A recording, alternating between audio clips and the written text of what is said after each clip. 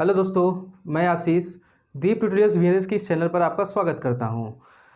आज हम पढ़ने वाले हैं क्लास 10th का साइंस सब्जेक्ट, जिसमें हम लोग पढ़ रहे थे फिजिक्स। और उसमें हमने पहला लेक्चर जो है आपको पढ़ा रखा है, जिसमें हमने प्रकाश के बारे में पढ़ा था, प्रकाश के कुछ गुणों के बारे में पढ़ा था। आज हम पढ़ने वाले हैं प्रकाश के परावर्तन के बारे में। ये थोड़ा सा इम्पॉर्टेंट टॉपिक है जो हर एग्ज़ाम में आता ही आता है। आपको यूपी बोर्ड के एग्ज़ाम में ये न जाने कितनी बार पूछा गया है। आइए शुरू करते हैं इस वीडियो को। तो प्रकाश के परावर्तन में, जैसा कि आपको यहाँ पर एक फिगर दिख रहा होगा, ये प्रकाश की परावर्तन की जो घटना है ये बहुत सिंपल होती है। इसके लिए हमारे पास एक चिकना तल चाहिए और प्रकाश की किरण चाहिए। मान लेते हैं कि हमारे पास इसी के जैसा कोई एक चिकना पृष्ठ या कोई एक चिकना तल है। इस तल के ऊपर यदि किसी प्रकाश को गिराया जाता है तो इस तल पर पड़ने के पश्चात ये प्रकाश वापस अपने ही माध्यम में लौट जाता है। अगर ये प्रकाश इस माध्यम से आता है तो इसी माध्यम में लौट जाएगा।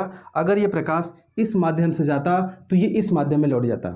ये इसका एक माध्यम है, ये इसका दूसरा माध्यम है। तो इस समय ऊपर की जितनी भी प्लेस आपको दिखाई पड़ रही है, ये एक पहला माध्यम है। हम मान के चलते हैं ये मीडियम फर्स्ट है। तो यदि पहले माध्यम में से कोई प्रकाश आता है, इस पृष्ठ पर पड़ता है और टकराने के पश्चात वापस अपने ही माध्यम में लौट जाता है, तो प्रकाश के इसी घटना को हम लोग प्रकाश का परावर्तन कहते हैं। जैसा कि आपको शब्दों में भी लिखा हुआ मिल रहा है यहाँ पर कि जब प्रकाश की किरण किसी चिकने तल पर आपतित होती है तथा वापस अपने ही माध्यम में लौट जाती है, तो प्रकाश के इसी घटना को प्रकाश का परावर्तन कहते हैं। वो चीज़ें फिगर में आपको किरण आरेख से दिखाया गया है कि एक प्रकाश की किरण आ रही है, चिकने तल पर पड़ रही है और यहाँ से वापस अपने ही माध्यम में लौट जा रही है। आने वाली किरणों को हम लोग आपतित किरण कहते हैं। और जो अपने माध्यम में लौट जा रही है, यदि इसमें परावर्तन की घटना होगी तो वापस लौट के जाने वाली किरणों को हम लोग परावर्तित किरण कहेंगे। यदि ये अपवर्तन में होता तो ये किरणें नीचे की तरफ निकल जाती, दूसरे माध्यम में निकल जाती, और उस समय हम लोग परावर्तित किरण न कह कर हम लोग अपवर्तित किरण कहते हैं। फिलहाल इसमें परावर्तन की घटना हो रही है, इसलिए इसको हम लोग परावर्तित किरण कहेंगे। तो जैसा कि आपको परावर्तन का डेफिनेशन यहाँ पर मिल गया कि प्रकाश का परावर्तन क्या होता है, अब हम लोग समझेंगे कि प्रकाश के परावर्तन के नियम क्या होते हैं। तो बेसिकली प्रकाश के परावर्तन के दो नियम होते हैं। दोनों नियमों को हम यही साइड में लिख देते हैं।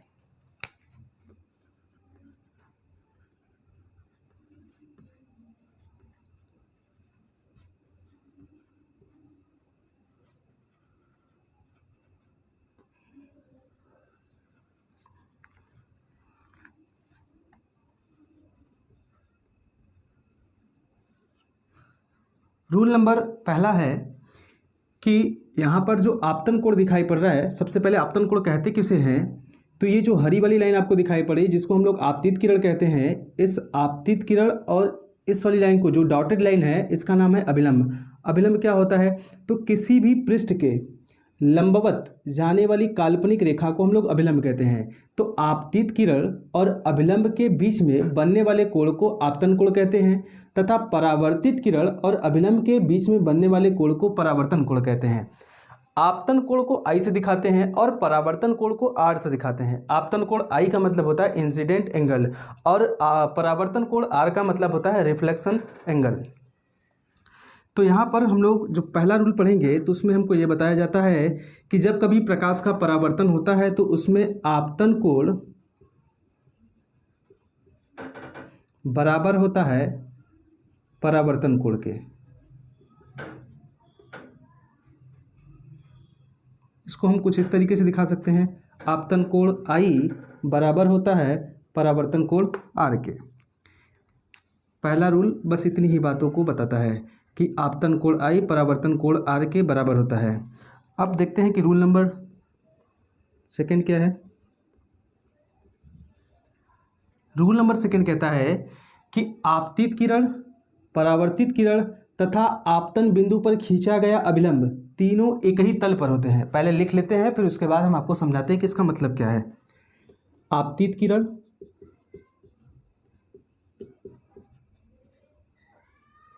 कॉमा परावर्तित किरण तथा आपतन बिंदु पर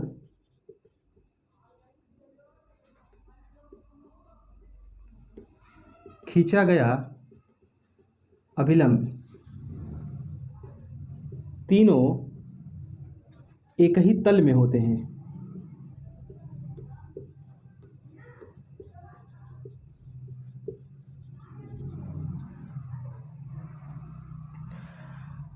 अब इसको यदि फिगर के माध्यम से समझे तो एक ही तल कहने का मतलब हम आपको एक पेपर के थ्रू समझाते हैं कि एक ही तल किसको कहते हैं। जैसे मान लेते हैं कि हमारे पास ये एक प्लेन पेपर है। इस प्लेन पेपर में यदि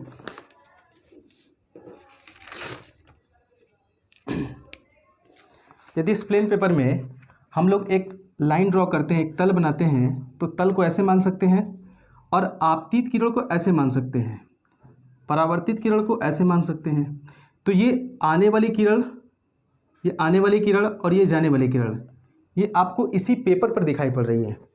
ऐसा नहीं है कि आने वाली किरण इस पेपर पे हो और जाने वाली किरण कहीं ऐसे हो, या फिर जाने वाली किरण कहीं ऐसे हो, या फिर अगर इसमें जाने वाली किरण इस पेपर पे है तो ऐसा भी नहीं है कि आने वाली किरण, ऐसा भी नहीं है कि आने वाली किरण कहीं इधर से इस तरीके से आ रही हो, इस तरीके से, और जाने वाली किरण इस प्लेन पेपर पे जा रही हो। वास्तविकता यह है कि आने वाली किरण भी इसी पेपर पर रहेगी और जाने वाली किरण भी इसी पेपर पर रहेगी। ये केवल दो चीज़ों के लिए भी बताया हमने कि इसमें आपतित किरण और परावर्तित किरण ये दोनों एक तल पर हो गए। तीसरी बात, जो ये बिंदु दिखाई पड़ रही है यहाँ पर फिगर में देखिए, ये जो आपतन बिंदु है, इस आपतन बिंदु पर तल के लंबवत एक लाइन खींची गई है। इस लाइन को बोला जाता है अभिलंब। ये जो अभिलंब है ये भी इसी पेपर के ऊपर ही रहेगा, इसी पेपर के ऊपर रहेगा।